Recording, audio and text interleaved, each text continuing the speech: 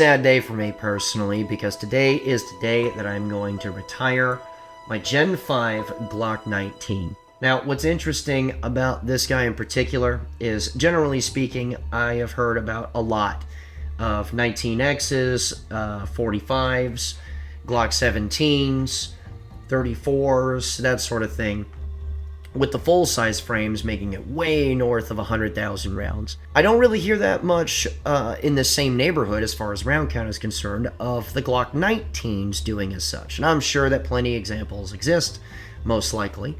And admittedly, I haven't looked that hard either. But you could throw a rock at a bunch of dudes that actually do a lot of shooting and hit one that's got a full-size framed Glock that's got a very, very, very high round count on it. With these guys, though, generally speaking, we don't talk about them all that much because they are the boringest Glocks ever. They're the Glocks that conceal really well.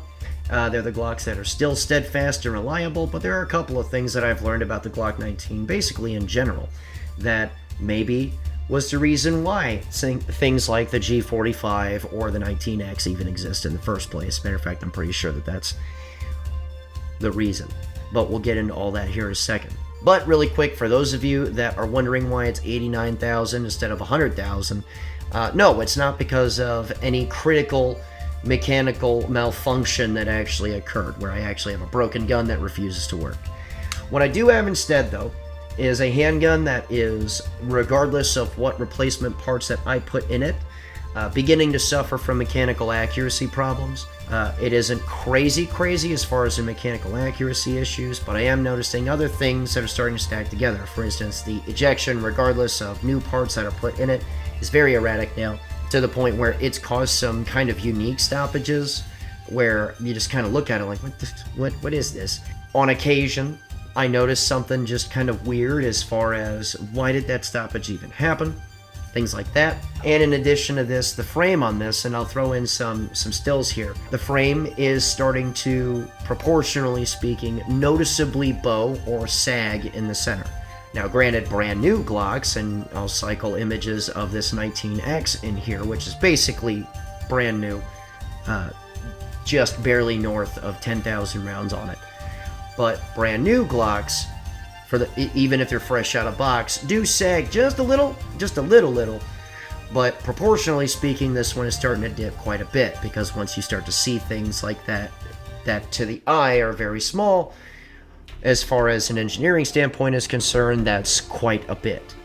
So I'm noticing a bunch of little things starting to stack together. Well, a little more than a little bit of a mechanical accuracy dip, really wild, pretty erratic ejection, and now my frame is starting to sag a little bit. And understanding how bad luck works, I decided that I was going to put it down before I hurt something in the gun forever. And here's the thing, the reason why I'm staying ahead of it is because this, up until this point, was my carry handgun, and as far as that sort of stuff is concerned, yes, I train with my carry handgun a lot, clearly, and yes, I do teach with it a lot. But this is something that once you start to see this sort of stuff stacking up, you just kind of don't wait until you hit the moose. You just kind of see the bad things stacking up, understand how bad luck works, and quit while you're ahead. Which is why this 19X is actually sitting here, because this guy is to hang back in the wind and be carried until this guy proves itself or dies. And for those of you that are wondering why it got to this particular round count, rather than something like 100,000 rounds before I decided to put it down for good, that's why. And now for the rest of this story, which I think is personally interesting, because I've done a lot of growth since I picked this thing up. Quite a few things changed since I picked this thing up. What's crazy about this individually is, like, man, this went from iron sight only and married Chris to... well, first of all, it outlived that marriage, just like my Aimpoint Comp M4 did. And it went to, I have to have an optic on every single handgun that I carry at all times, because the future is now, Chris. Also, I was so much thinner back then, it was ridiculous. Also, good lord, I was slow and bad. I'm pretty sure that there's going to be some footage cycling in here from the olden days, and good night, I was bad. So,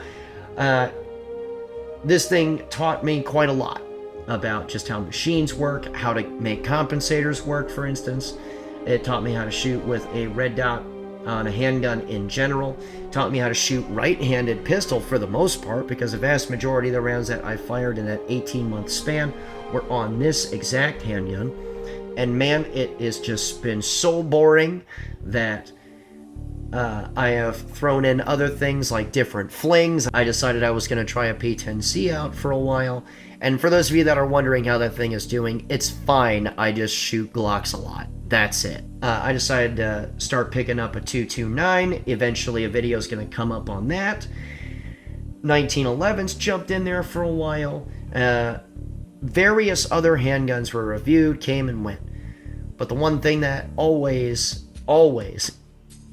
was something that I personally went back to was this guy specifically.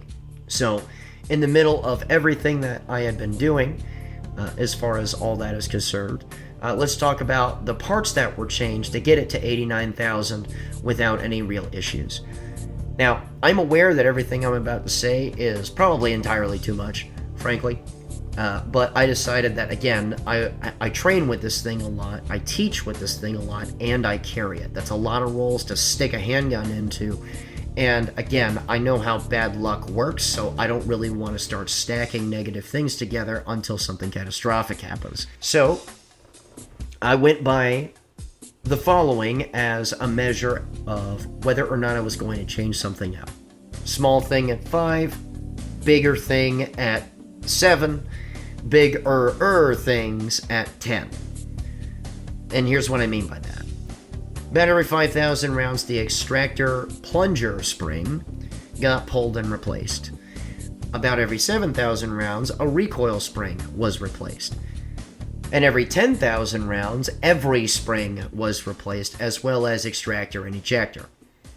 Now, I recognize, again, this is probably entirely too much. There may even be like a Glock 34 or 17 out there that went to round count absolutely absurd on the original parts that it came with out of the box. I'm thoroughly aware of that. Glocks are very robust in general. However, again, I just don't want to stack a bunch of things together, like especially its firing cycle and the particular things that I need to do with it. I don't want to stack all those negative things together, so I'm going to regularly change out parts. Because, look, as far as the training goes, in individual training, if something starts to, like, die, okay, yeah, great, stoppage clearance, practice, fine, whatever. In the middle of me teaching things to students, I'd rather just have my gun work all the time. You know what I mean? Just because it's bad form to have a gun just not working while you're sitting there trying to teach blocks and do demos and do all that sort of thing. And then, of course, obviously, I carry the thing. I absolutely don't want to go to Waffle House at 2 o'clock in the morning, because that is when you go to Waffle House and then have to deal with that with a gun that's not going to work. So, yes, I'm aware. A lot sooner than probably required to change all that stuff. But the gun ran, and it continued to run, and it never really gave me any problems the entire way through. And yes, this required logging of individual things. Most of the time, how I personally log is with receipts. Okay, hey, I got this case of ammunition that's going to the Glock. Put that receipt over here. Bang, set, all done. So, that said, right? In the middle of all that, obviously this thing has undergone some changes. It went from its stock configuration to where it is now. So, more parts changes. The original barrel got taken out of it quite some time ago. I forget exactly when that was. After a certain point, I decided I was going to change it out for a primary machine. Threaded barrel and compensator, while it was at primary machine getting cut for an RMR. Now, that was the first threaded barrel that I used a thing with. Now, the primary machine compensator was very effective, and there were not really many mechanical reasons to go away from it, sans a couple. The first one is that it robbed a lot of energy from my action in general, so I had to spring down, which means you're taking a little bit of a reliability hit. Which is not that big of a deal, especially if you're using defense ammunition, but I just kind of got tired of that accelerated wear on those recoil springs, essentially doubling when I would have to change them. Also, in order to spring down, I'd have to throw in a Gen 3 plug into my Gen 5 in order to make those springs work. It was just annoying in general. So then, I decided I was going to go over to the Parker Mountain Machine threaded barrel and compensator. Actually, for a couple of reasons. One, single chamber compensator that I didn't have to change recoil springs over, so I could throw my stock stuff back in there. Great. I also decided after a little bit that I was going to put in a tungsten rod in there, just, you know, to smooth things out just a little bit more. Found out that that was completely unnecessary. Left the stock one in there and we're good. Yeah, weird how that works. And this muzzle device itself actually fits on like a surefire muzzle device for a rifle, in that I don't have to worry about set screws and that sort of thing. And yes, I am thoroughly aware that I say that as I have picked up and put down a dagger with a Harrington Arms compensator and magwell on it, the compensator of which requiring 2 set screws in order to put in, which means the goofy stuff required to keep that on there, besides a set screw, like throwing in your thread protector O-ring into that whole amalgamation itself to make sure that nothing rotates while you install it, and then be yet another barrier along with all the extra Loctite to keep that straight without it wanting to go anywhere on you. I recognize that all that stuff had to get thrown in there to make sure that the thing doesn't rotate on me and do whatever it wants. That said, different from the primary machine compensator, this is a, again, single chamber compensator rather than essentially a scaled down version of a KKM, which takes all the energy away from anything ever. Once I went to this is basically how this handgun lived for approximately, I would say, from about 25-ish thousand rounds onward. Now, that said, with the Parker Mountain Machine barrel, it was polygonal rifling, which is really tough stuff, which sort of made sure that it was going to maintain its accuracy as long as it could. Because obviously all machines age, all machines don't lock up the same. If you start requiring it to deal with as many sub-explosions as you're making it deal with, as well as all the cycles, all the heat that it has to deal with, blah blah blah. Point is that, okay, good, this was a winning combo, and it just kind of stayed here for a bit. Now, as far as the trigger is concerned, I didn't stray too far away from Glock. I put a skimmer in here, made sure that it passed its drop safe test, and in the middle of all that, just sort of shot it and shot it and shot it, and it still passes its drop safe test to this day. Which, you know, okay, yeah, great. There seems to be all kinds of different variations in whose aftermarket trigger is going to survive a drop safe test. Not by physically dropping the friggin' guns, but by testing them in the way that the Glock Armorer course actually asks you to do it, because then you don't have to drop your gun like a dingus. Not casting shade, I'm just saying that's just how you do that once you've installed the trigger. Point is that was really the winning combo there. And I tell you what, it's really funny because, you know, I wasn't the only one that figured out that, man, this just works. Because look, the 19-sized frame really just did its best as far as just being able to stick a 15-shot magazine in there. And once you had that 15-shot magazine in there, you can carry this normally. I didn't have to worry about the full-size frames printing on me or whatever. And while I can hide a full-size frame just fine, not everybody can, right? So a lot of guys sort of figured out all at once, yeah, the 19 frame is sort of where it's at as far as concealability goes. While also figuring out that single chamber compensators like this guy, if you throw something like a TLR1 or whatever on there, you didn't really ever increase your overall volume because you're planning your concealed carry regiment around this. So if, and this is a really great example of this because it's modeled very closely off of what I've used forever, that's the same length, right? So you have a gun that handles your carry ammunition as flat as it handles its target ammunition, and you're not giving up any real extra length, well, really adding any extra length to what you're carrying, and when you're training, you never really have to worry about clouding your glass ever again. And for me, at least, what that did was sort of let me know that there was no real reason to not have a compensator on a handgun, which is completely different from the human being that you would have talked to when I first picked this up, which is odd, you know, how things evolve. And of course, yeah, dot it as well. So you got a dot light compensator on a carry-sized handgun, right? Which is frankly exactly what I needed, and I didn't even really know it yet at the time. It was just sort of a theory, because now I have a handgun that, man, if this ain't an offensive handgun, I don't really know what is at this point, right? And of course, your liability's down because the gun's flatter and all of that stuff, right? And of course, because you're not worried about spring issues or any of that nonsense, I don't really take a reliability hit either. And yes, of course, over time, there was a stretch there where I took this compensator off, mostly because I was bored, and I didn't want to get overly spoiled with compensated handguns. That said, there is not a better winning combination, at least in my eyes, as far as regular carry handguns are concerned. Now, I recognize that a Glock 34 length handgun isn't for everybody.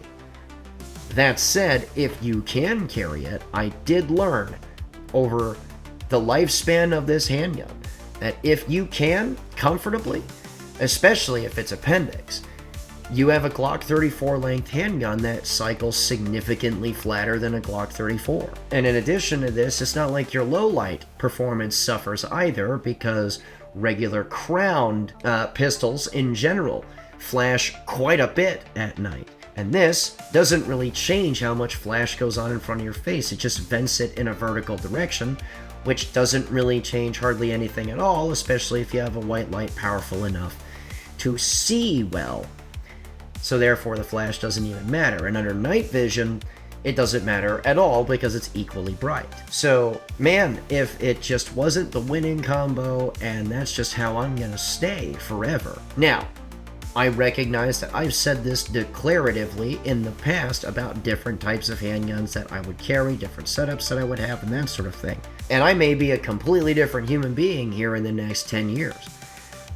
That said, I can't see any downsides, and you know what? A handgun that can perform in that way, that is just regularly on the ball all the time and just did exactly what I needed it to, experimented right along with me with all the little ideas that I had on a regular basis, and frankly, even if retired, still really does work. I could not really recommend just Glock in general more.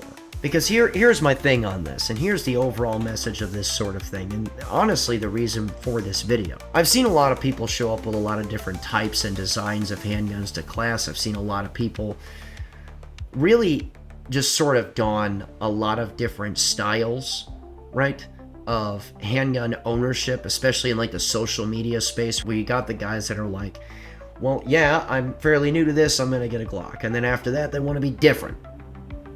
I'm really no exception. And after they want to be different for a bit and have decided that this was the secret sauce, eventually they start noticing downsides to a lot of different things. For instance, man, if you know what, I would just be willing to die on this hill. If you really put every handgun magazine to the test, every modern handgun magazine to the test, I think that the only handgun magazines on planet Earth that could keep up with a factory Glock magazine are magazines that are going into USP style handguns, and really that's it, okay? Because I have seen magazine issues from every other manufacturer of handgun, good handguns, I might add, because I don't really have anything against P10Cs. I don't have anything against M&Ps. I don't have anything against your Beretta or whatever. But man, a solid operating system that simply runs a magazine that I personally just believe to be the very best on planet Earth, that, again, can keep on doing what anyone else wants it to do, regardless to whether or not what came out of that factory was even designed for it in the first place. I just don't see anything better still, right? Now, yeah, the 2011 has had a resurgence, and it is lighting up all kinds of spaces as far as especially USPSA is concerned. They're fine handguns. They are. Nobody that has ever owned a 2011 or 1911 or whatever is ever going to attempt to say that their action, never mind their magazines, will keep up with a doctored up Glock or even a stock one, right? Now, granted, obviously, there are other handguns that are designed to shoot better. Sure. But over the course of shooting as much as I have through this particular handgun, even amidst all the other stuff that I've done with different platforms, different styles, that sort of thing, I keep on coming back to it for a reason. And the reason why I keep on coming back to it is the following. It's just damn tough. And the magazines are just damn tough too. Because I'm not so sure about you, but anytime that I've got a magazine in my hand that starts to not want to lock the action in the rear, for instance, is usually an around the corner sign that this magazine's gonna die, and in fairly short order, it does. Not many magazines that I know of will just decide to go through phases of functionality, where there's the I'ma work perfect phase, and then there's the alright, I'm not gonna lock the slide to the rear as much anymore phase, but I'll still feed, and I'll stay here for probably another 5 years before I finally quit. You know, no other handgun magazine ever have I ever seen, especially, look, I attract bad weather on a regular basis, okay? And when every other gun is just not functioning anymore, the Glocks just keep on going, okay? Yes, I know. I've seen the ice tests from different people, or the mud tests, that the people doing them readily admit, not only is this not realistic, this is probably dumb. I've seen it, I understand, I get it, I've seen the Glock freeze up, even though I was rooting for it, whatever. But man, never before have I hated how something looks so much, but couldn't deny ever. Because look, let's get this straight, okay? Most people genuinely believe me to be a Glock fanboy. Here's the thing about that. I kinda hate them. I kinda hate them because they're just the ugliest things I've ever seen in my entire life. They have little kinks in them, like everything else. Like, for instance, I don't really like squishy controls, and I have been pressing a squishy magazine release always on every Glock ever. They don't really like to eject. You have to use gravity. And yes, while it isn't a big deal, it's big enough of a deal to where if anything at all starts to get in your frame even a little bit, it's gonna stick and you're gonna have to strip it. That's annoying. I sort of hate that all handguns are this way, in that when you get them, in order to really warm up to them exactly the way that you want them, they're just like ARs, you got to start changing a bunch of stuff. But I sort of hate that out of the factory, like a Glock MOS, that, for instance, that plate is just awful.